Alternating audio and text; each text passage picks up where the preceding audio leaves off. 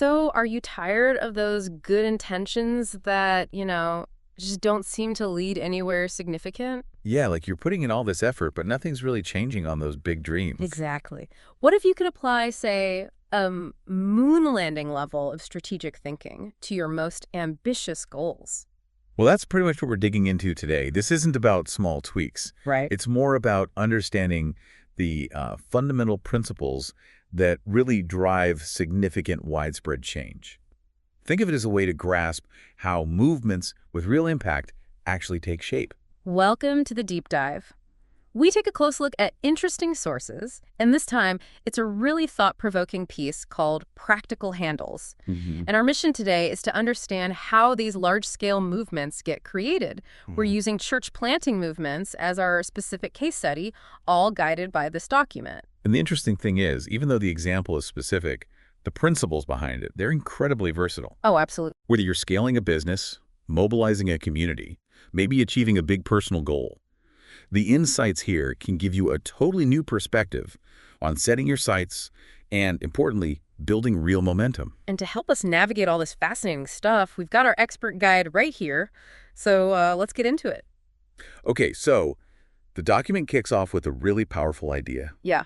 Begin with the end in mind. Start at the end. Okay. Yeah. Instead of focusing on what you're doing now or what seems, immediately doable, the most effective way to tackle those big goals is to first have a crystal clear picture of the final outcome you want. It makes that great comparison to the Apollo space program, doesn't it? It really does.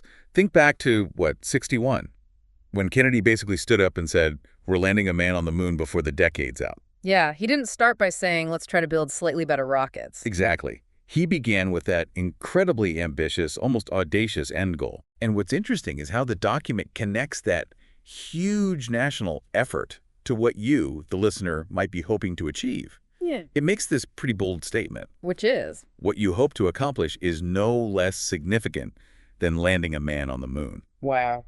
Okay.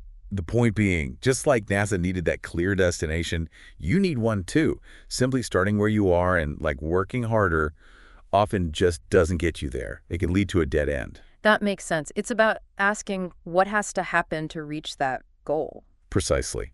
And the document gives this really compelling example with the Watsons' work in India among the Bhojpuri people. Right. They were facing this huge challenge, wasn't it? Something like 90 million people. 90 million people who hadn't heard their message. Oh. I mean, you look at a number like that and it just feels impossible. Completely overwhelming. But they used this exact principle. Started at the end. They asked what they called the wig-take question. Wig-take? Yeah, what's it going to take? So for them, what's it going to take to reach 90 million Bhojpuri in this 20-year generation?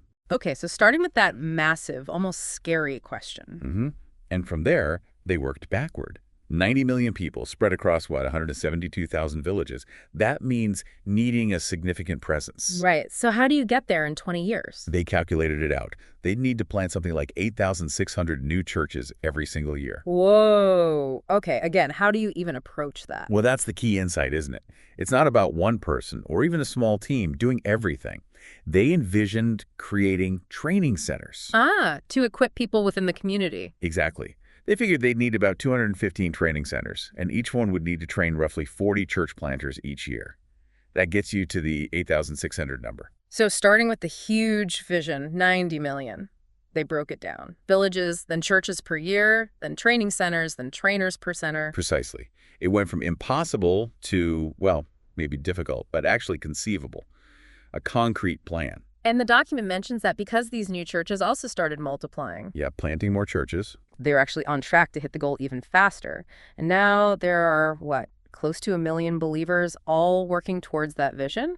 It's incredible. It just highlights the power of defining that endpoint and then reverse engineering the steps. So the document really pushes you, the listener, to do the same thing in your own context. Absolutely. Consider the ultimate impact you want. Your vision. And it gives those 10 questions to help work backward, right? We don't need to list them all, but they get you thinking about the ideal end state, yeah.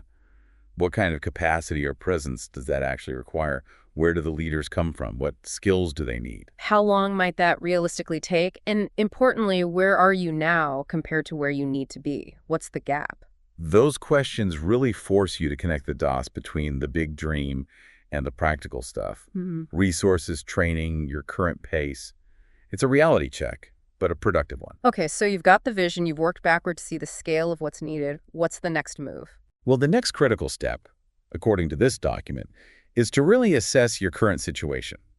Honestly. Understand where things stand right now. Right. Where does your community or your project or your organization stand in relation to the key elements that make successful movements tick? It mentions using specific assessment criteria like 10 universal elements, 10 common characteristics, and even 7 deadly sins of movements. Yeah, they sound a bit formal, maybe, but think of them as diagnostic tools.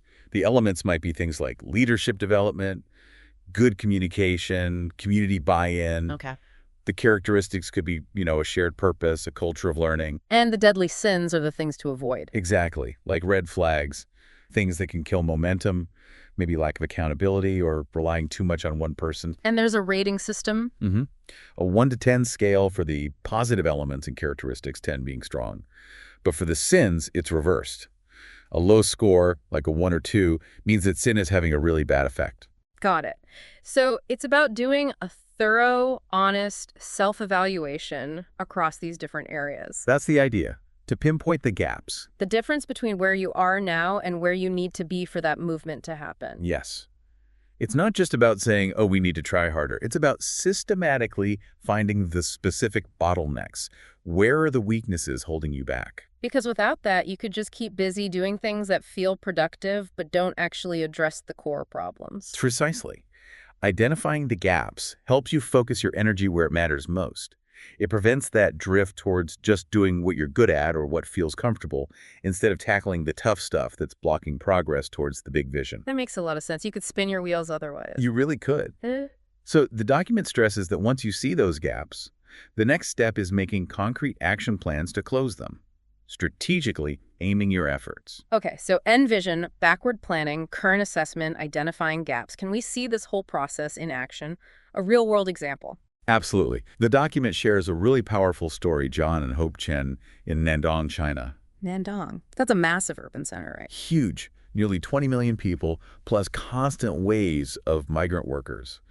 When the Chens got there, the sheer scale felt, well, crushing. I can only imagine. Like, where do you even begin? Right. Traditional methods probably wouldn't even scratch the surface. That was exactly John's thought.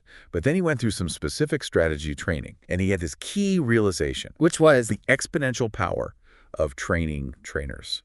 He had this fantastic quote. Let's hear it. What is better than planting a church? Training others to plant churches. And what is better than training others to plant churches?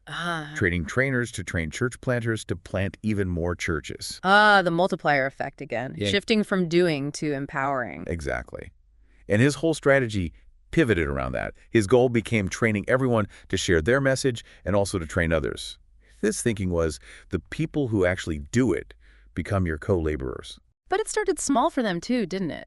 Just a couple of towns, not many believers initially. Very small. And John's goal, a church in every single town, over 200 new ones, must have sounded completely unrealistic at first. I bet. The document mentions a local pastor even told him to maybe just go home. Yeah. But John persisted. He convinced the pastor to let him teach a class on church planting, mostly to local farmers who were already working incredibly long hours. So how did he make it practical for them? What were the hurdles? He saw two main ones. First, people felt unsure about what exactly to say. Common problem. And second, they weren't always sure who to talk to. For the who, he had them list people they knew who weren't connected and then pray and focus on the first 5 names that came to mind. Okay, making it manageable. And the what to say part, that can be intimidating. His solution was brilliant in its simplicity. He taught them everyone has a personal story in 3 parts. Life before faith, how they came to faith, life since faith. Their own experience? Yes. And crucially, use your own words. No jargon, no fancy theological language, just be natural. They practiced telling their story again and again. Building confidence and making it accessible, that's really empowering. It really was. And the results started showing almost immediately. After the very first session, one farmer had already shared his story with 11 people. Wow. And John built in accountability. People reported back each week. He even had a rule. If you didn't share with anyone all week, maybe don't come back next time. A bit tough, but it links training directly to action. It seemed to work. Within just 2 months, they had 20 small groups starting up. By May, it was 327 groups, around 4,000 new believers in 17 towns. That's rapid growth. And by the end of that year, over 900 house churches, 12,000 new Christians. Incredible. And it wasn't just John, right? The document highlights stories of ordinary people. Totally. Like that older farmer started 110 house churches in a year, or the 67-year-old woman who led over 60 families to faith. It shows the power wasn't in one leader, but in releasing the potential within the community itself. Exactly. And grounded in basic practices, too, studying their scriptures, daily quiet time. Nothing overly complicated, just foundational. There was that story, too, about the factory worker. Oh, yeah. Transferred to a new factory, 10,000 workers, starts 70 small groups in 6 months. It shows the model was designed to spread organically wherever people went. And underpinning all the strategy and training was prayer, right? John dedicated significant time to it. A huge part. At least 2 hours daily, the document says. Praying for guidance, protection for the people they hope to reach. It was fundamental. This story of the Chens, it just offers so much insight into actually leading a team towards this kind of movement.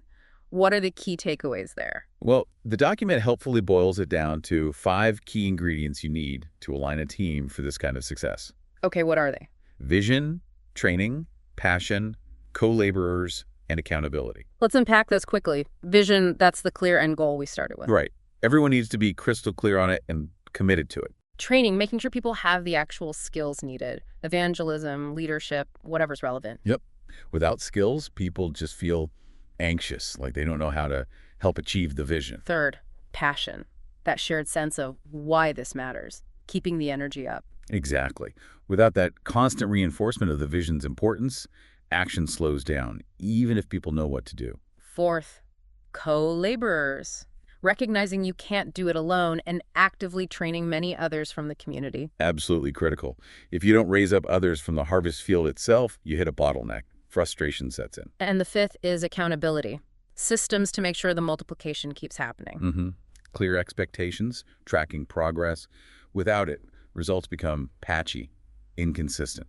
The momentum fades. And the document has that useful checklist showing the negative outcome if one is missing. Yeah, like no vision leads to confusion, no skills, anxiety, no passion, slow action, no co-laborers brings frustration, and no accountability means mixed results. It really hammers home that you need all 5 working together. It's a system.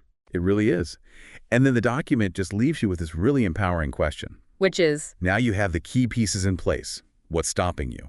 Ooh, that's direct. A call to action. It really is. An invitation for you, the listener, to take these ideas seriously and think, okay, how does this apply to my situation? So let's just quickly recap this deep dive. We've seen the absolute importance of starting with that clear end vision, working backward. Defining what success looks like before you start figuring out the how. Then the necessity of that honest assessment.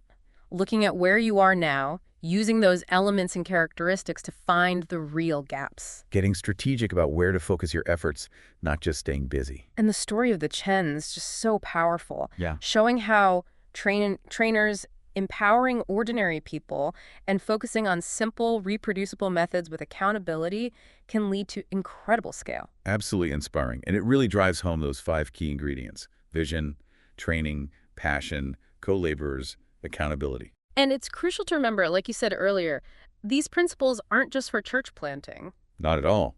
Think about driving change in your company, developing your neighborhood, tackling a social issue, achieving a huge personal goal. This framework, this way of thinking, it's so adaptable. So as we wrap up, here's something for you to chew on. Consider that wig-take question for your own sphere. What's it really going to take to achieve your ultimate vision? And maybe more immediately, what's one small, concrete step you could take today, this week, to begin working backward from that vision? Yeah, really reflect on these frameworks. Think about the Chen story. What resonates? What sparks an idea for your own aspirations?